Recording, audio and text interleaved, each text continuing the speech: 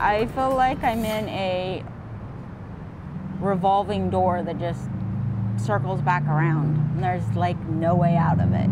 A frustrated local woman says she remains homeless despite having a housing voucher that would pay much of her rent. We have been digging into the housing affordability issue as part of our Making It in San Diego initiative. And our 10 News reporter Michael Chen sat down with Trina, now in a race against the clock to get off the streets.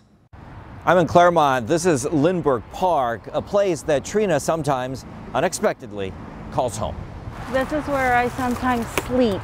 6 months later, Nervous, don't know if anybody's gonna harm me. Trina can't believe she remains homeless. Makes you feel ashamed. Faced with a big rent increase, Trina was forced out of her Linda Vista apartment. But the Mesa College student who is on disability was armed with a Section 8 housing voucher. I didn't think it'd take very long to find another place. A federal subsidy that would pay about 3/4 of her rent. This is my voucher? She called around but says most places told her they don't accept housing vouchers. They assume that people on Section 8 are lowlifes, and that's not the case. As for those who do accept vouchers, long wait lists and sometimes Another voicemail.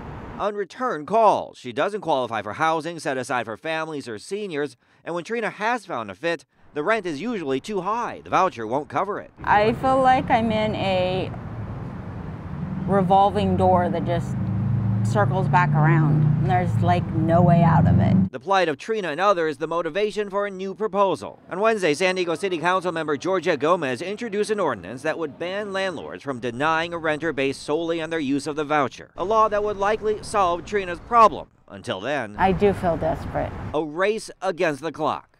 I have until 8/24 to find a place, or my voucher expires. Keep looking till I find something. The only option I have. Michael Chen, 10 News.